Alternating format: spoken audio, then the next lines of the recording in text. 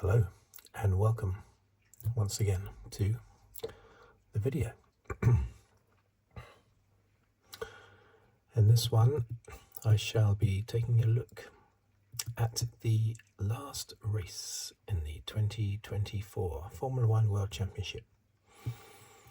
I've done videos on all the races, as I have done on, I think, since the start of 2022.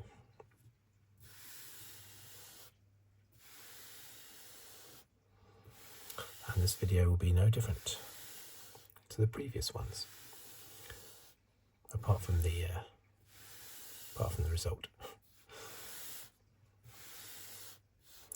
The Formula 1 World Championship in 2024. So it's round 24 of 24 in 24.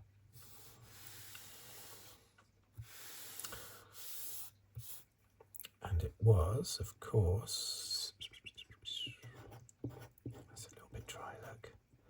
It's because I left the lid off my pen too long there, look. That's bad. 24. Oh, God. Let's do all capitals. Abu Dhabi.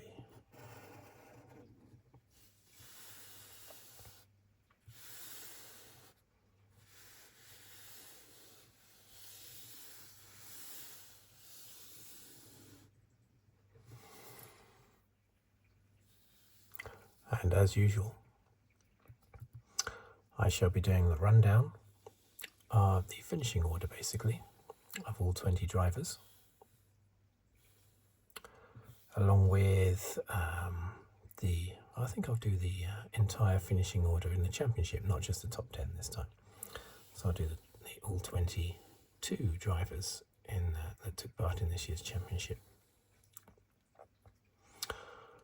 along with the rundown of the 10 constructors in the championship. So I need to make sure this is nicely in focus. Is it beautifully in focus? I'm not sure. Okay, so let's go. I'm giving myself a lot of room, by the way. We are joined by two McLarens, both Norris. One of them being the MCL 36 from 2022 and the MCL 60 from 2023. I don't know why. I hadn't thought of it before, but I don't know why there's a big jump from 36 to 60. I don't know. There's obviously a reason for that. Okay, so here we go then. We have a little bit of wobble there. I just touched that a little bit when I shouldn't have done. Okay, so let's go.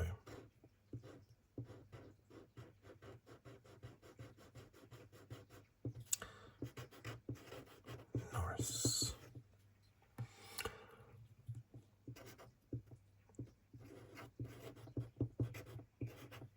Sainz.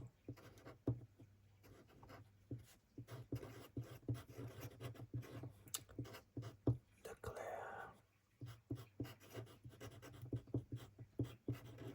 Hamilton. Russell. I'm going to have to squish these together a little bit, aren't I?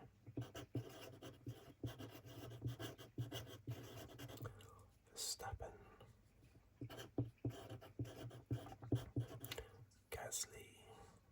Now let's just do the old focus. Make sure that it's all nickety-boo.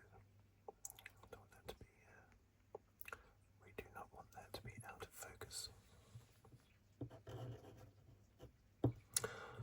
8th, Hulkenberg.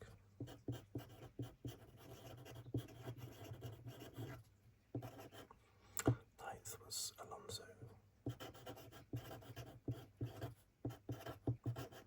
Piastri.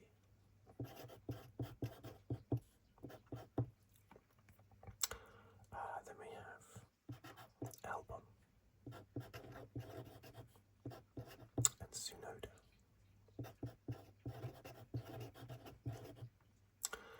And then Zhou. Stroll.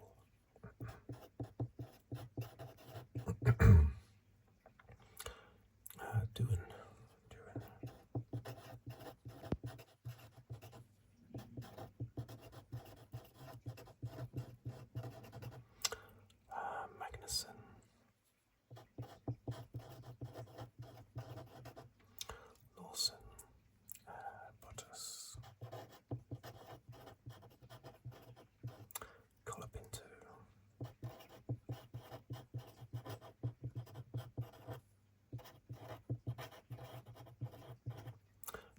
tyres. Obviously I didn't have to, I squished them unnecessarily there, didn't I? Anyway, so the results in the championship, let's go. I'll move this a little bit further up maybe. So we have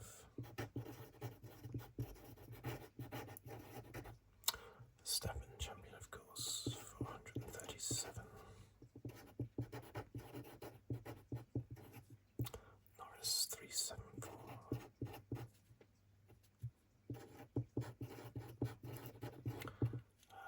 Leclerc, 356. Piastri, 292.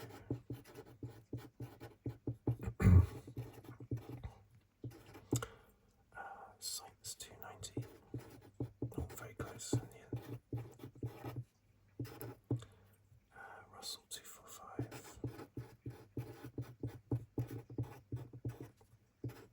7, Hamilton.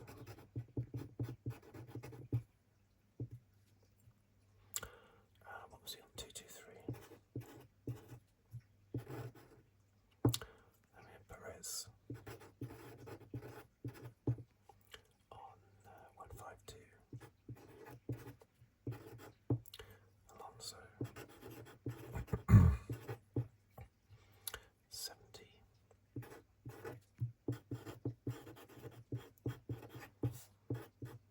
Gasly on 42 and Hulkenberg just knocked out of the top 10.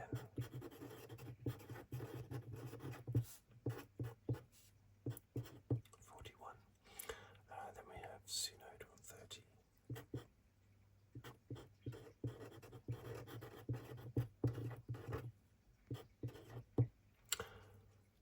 Stroll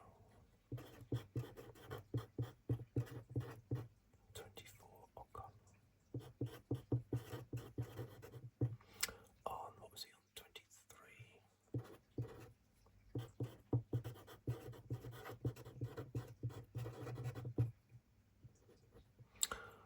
Magnussen was on 16. Then we had Albon on 12. Ricciardo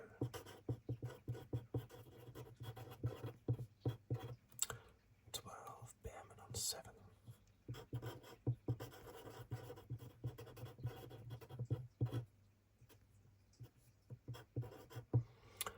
Colapinto on 5.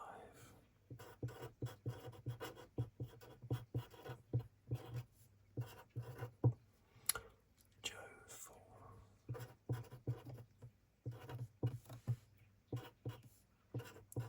Lawson 4. And lastly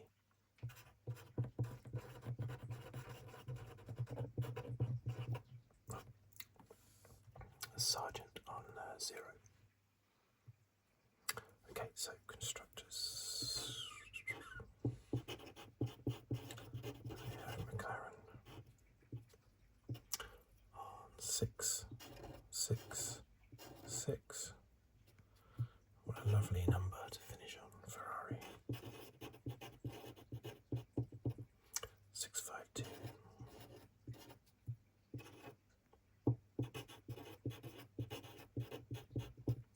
Redbull 589.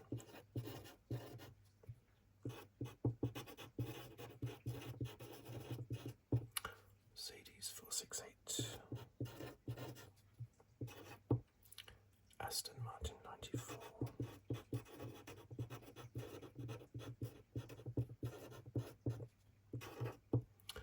Alpine 65.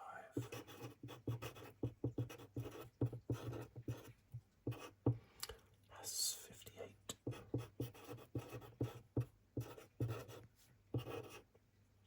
RB 46. Williams 17 and Sauber 4.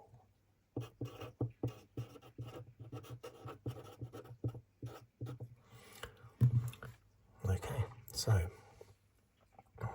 is that all nicely in focus? I hope it is. Okay, so I'm going to say what did we think of that race, not what did we think of the championship, because I'll do a separate video just saying what I think about the championship. I don't know if that's lined up properly, doesn't matter really, I suppose. Yeah, I'll do a separate video on the championship. So what do we have? Fastest lap for starters was Magnussen. Good riddance to the 1 point for fastest lap rule, as I've given my reasons for hating that numerous times. So here with wins, let's write the wins down. So Red Bull had 9 wins. McLaren had 6 wins. Ferrari 5. Mercedes 4. Nice. Sort of even spread. 9, 14, 20, 24. Yep. So up here we had Verstappen with 9. Norris with 4. Leclerc with 3. Piastri 2, Sainz 2, Russell 2, Hamilton 2, 9, 13, 16, 18, 20, 22, 24. Perez, the best of those that didn't win a race, or the most points, anyway, of those that didn't win a race. Can't really use the word best when it comes to Perez, can you, really, unfortunately, these days. So that was, strangely, Christian Horner, one thing I was just going to say before I forget. Christian Horner has spent the entire weekend, hold on a minute, let me just make sure it's definitely focused, well, won't it be focused? Yeah, Christian Horner, I'm not knocking him here, it's just an odd thing to say. He keeps describing this race, this last race, as a cup final. He said, well, there's nothing to lose, it's a cup final for us, basically. Which doesn't make any sense, because anyone taking place in a cup final, they have everything to lose, everything to win and everything to lose. So I don't get that. Every time he said it, I tried to figure out what he meant. Maybe I'm missing something obvious, but he said, yeah, there's no pressure, the pressure's off, it's a shot to nothing, last race of the season, we're definitely drivers' champion. We've got Verstappen and we're definitely third in the Constructors Championship. So it's just a bit of fun, no pressure for us. It's just our cup final. It's like a cup final. It makes no sense whatsoever, because is he talking about football cup final? I assume he is. It could be a rugby cup final, it could be football cup final, all sorts of different sports. But any cup final in any sport would be fraught with tension and pressure, wouldn't it? So I don't understand why he's describing it as the cup final. It's anything but the cup final. You could describe it as the third place playoff, because no one really cares about the third place playoff in say a football World Cup or a rugby World Cup. No one cares about the third place playoff. So he could say that possibly, but to say it's our cup final, what are you talking about? All the pressure's off, not the opposite of loads of pressure. Anyway, he said it about 15 times throughout the weekend. I still don't understand what he means, because it's completely the opposite pressure-wise. It's completely the opposite to what I would consider a cup final to be. Anyway, maybe I'm missing something obvious. Yep, pole position, Lando Norris. It's such a shame about Hamilton, though, isn't it? He was quick in the practice sessions, although the Mercedes have been quick before in practice sessions and then failed to do anything really in either qualifying or the race. But for him to qualify 18th, start 16th, but qualify 18th due to at first coming out too late, which was the team's fault, but he would have still probably got through to Q2 had he not hit the bollard after Magnussen did his utmost to get out of the way. So well done, Magnussen. But unfortunately, he hit that bollard and it went straight under Hamilton's car. So a lot of bad luck. But for him to come through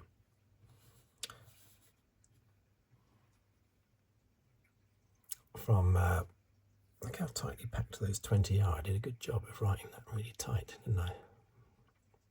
You can still read them clearly. It's a really neat compact column, that is. Just admiring my column.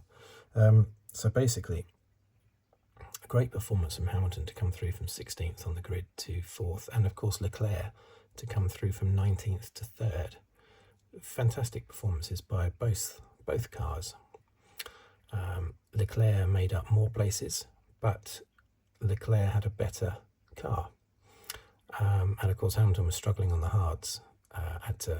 He was the only one on hards for the first stint, so he wasn't able to shoot through the field in the same way that Leclerc was able to. But the way that Hamilton closed down Russell, yes, I know he was on mediums. He was on mediums, but and Russell was on older hards, so obviously he's going to go faster. But still, nevertheless, Hamilton got past and finished ahead of Russell, despite starting 16th, and Russell started, where did he start? 4th, 5th, something like that. Great performance by Hamilton.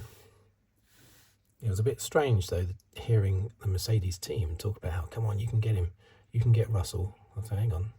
Okay, you could argue, yes, that's Hamilton's side of the garage, encouraging him to catch Russell. But even Toto, I think, at one point came on the radio and said, "You can do it, Luis."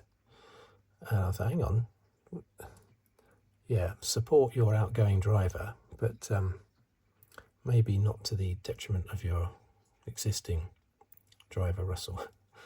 You can do it, Luis. So, yeah, that was a bit odd. I think Russell will just accept that and think, well, that was bound to happen. He knows he's going to get tons of support next year.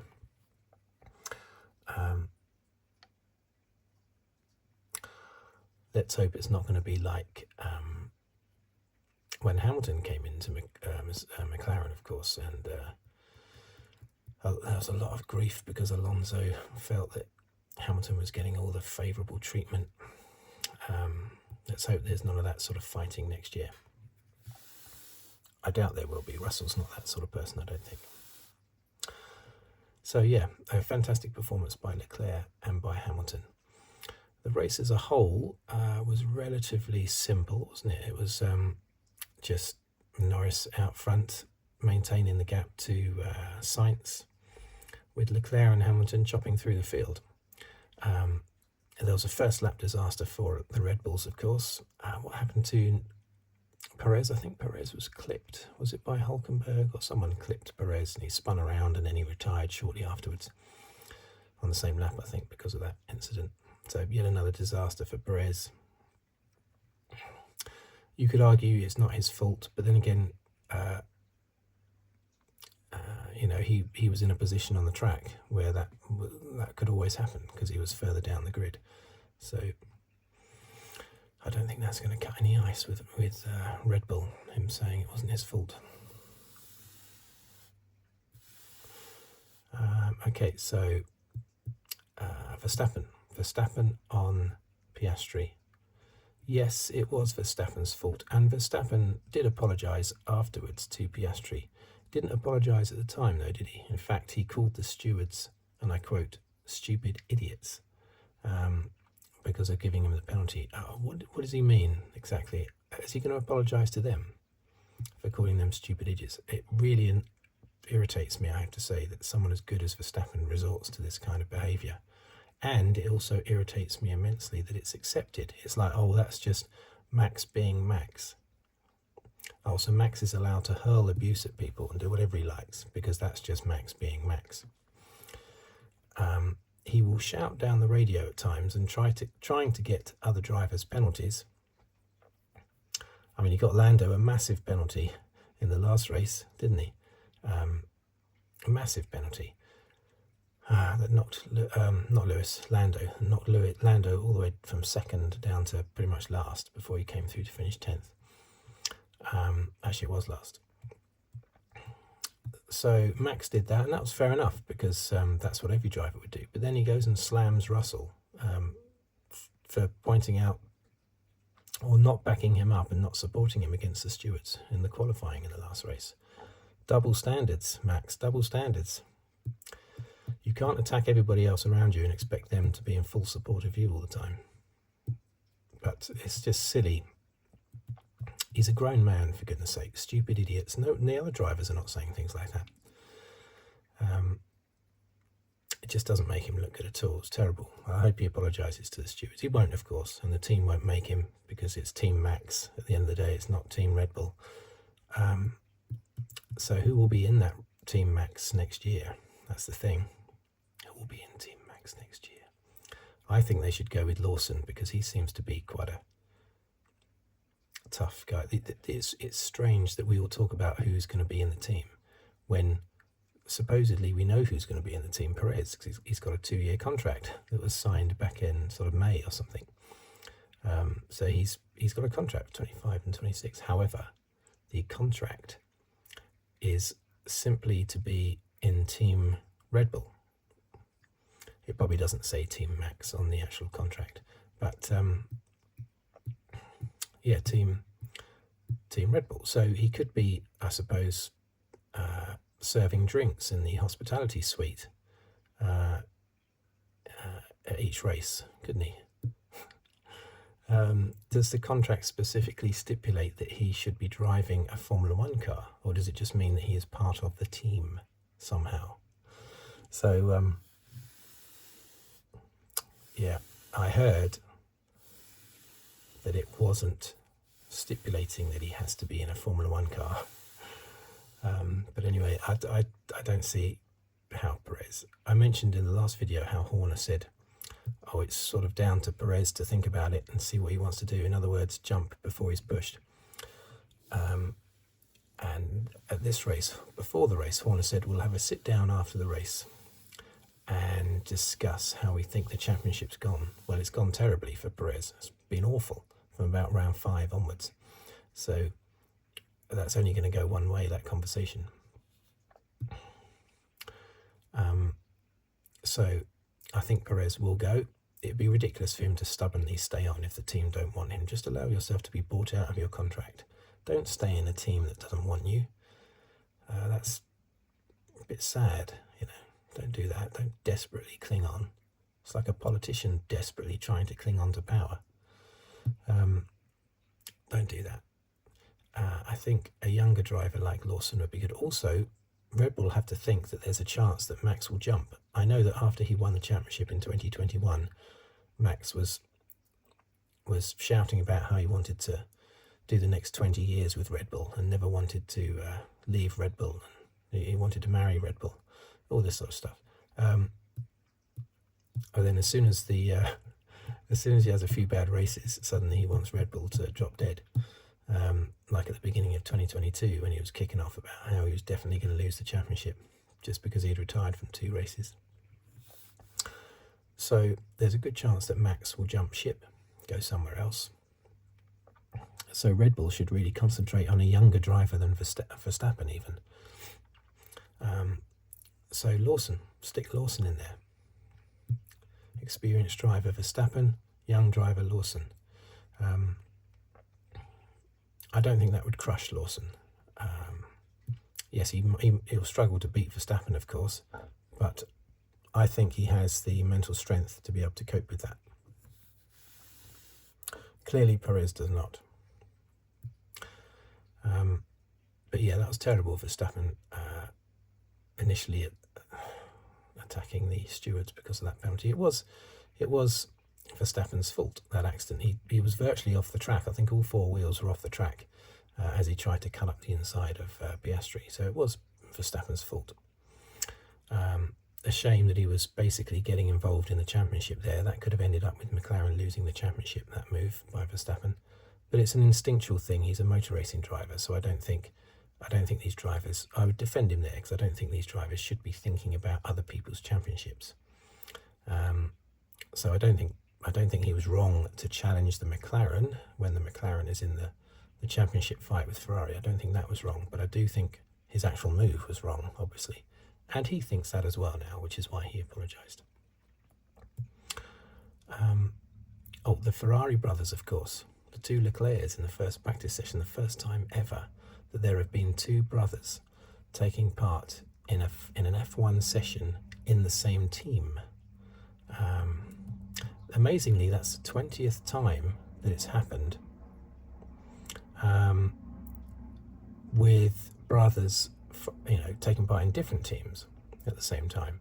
But the 20th time, that seems amazing. I can only think of two. I can only think of the Schumacher brothers and the Rodriguez brothers in the 60s. I can't think of any other brothers. But apparently it's the 20th time that there has been an F1 session with two drivers, two brothers taking part. But up until now, always in different teams. Being in the Ferrari, that was the first time that's ever happened. So yeah, Norris just blew away and won the race, basically. There's not much to say about the race apart from the Verstappen-Piastri incident. Hamilton and Leclerc charging through the field and Norris controlling it from the front. I wouldn't say dominating it, but maybe he could have gone quicker, I don't know. So you could argue he was dominating if he could have gone quicker. But definitely controlling it from the front. His 4th win of the year, his 8th pole position as well. It was his 8th pole position, so he's definitely outdriven Piastri all year. Whether or not that happens next year, who knows? I'll discuss that in those sort of things in my next video, where I will look at this year's championship and also think about next year's championship. But what I will say is that I don't think it's a given that Norris will beat Piastri next year in the same way. I think they will be closer than they were this year. But there's been no doubt that it's taking Piastri a hell of a long time to get up to speed, unless this is him up to speed and he's just not as quick as Norris. There's a distinct possibility that that is the case. Hamilton, that's the first time he's ever finished as low as 7th in the World Championship. I'm so looking forward to next year, and this was a great race for him to finish on. Hopefully it will rejuvenate him a little bit, make him a little bit more confident going into next year. Because before this race, I was even thinking he might just cancel his Ferrari contract, he might just retire. And it did actually feel, after the race, it did feel like he was going to retire. The way everyone was patting him on the back, people from different teams hugging him. Zach Brown, mind you, Zach Brown was in such a good mood that I think he would have hugged me if I'd been anywhere near him. But yeah, he gave Lewis a big hug and said, "Thank you for everything you said about my team. Well, you're fantastic. I love you." But it was as if he was retiring instead of just going to another team. But he is leaving the most successful partnership ever in Formula One, beating Michael Schumacher and Ferrari. The Hamilton and Mercedes partnership is the best ever. 6 World Championships and how many wins was it? 84 wins, I think, which beats the 70-odd by 72. I think Schumacher in a Ferrari was 72 because he won 19 in a Benetton, 91 in total. So yeah, 72. Schumacher won in a Ferrari. Hamilton won 84 in a Mercedes. Plus he won 6 championships. Schumacher won 5 in a Ferrari. So, Hulkenberg. Strong performance. It was a decent performance by Magnussen as well throughout practice and quali. Didn't quite go his way during the race, unfortunately. Zhou didn't really shine, but let's just wait till next year. Gasly got 10th place in the championship in the end.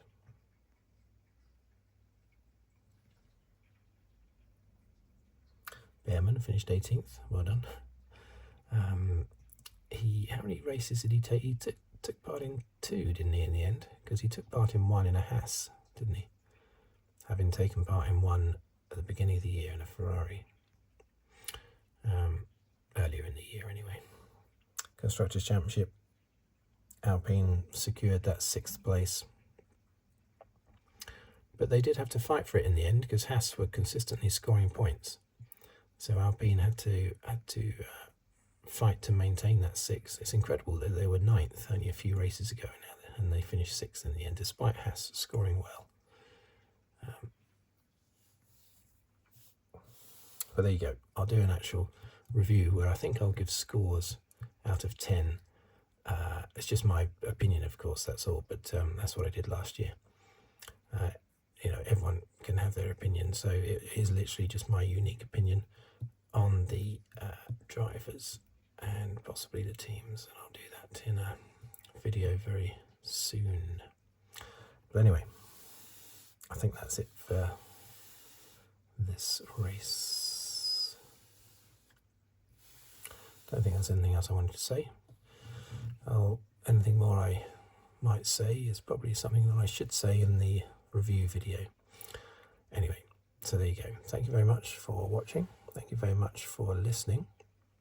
If you'd like to subscribe, please do so, or like the video, or comment on the video, or leave a tip on the thanks button below the video, which a number of you have, which thank you very much for that. And I will see you on the very next video. Okay, thank you and goodbye.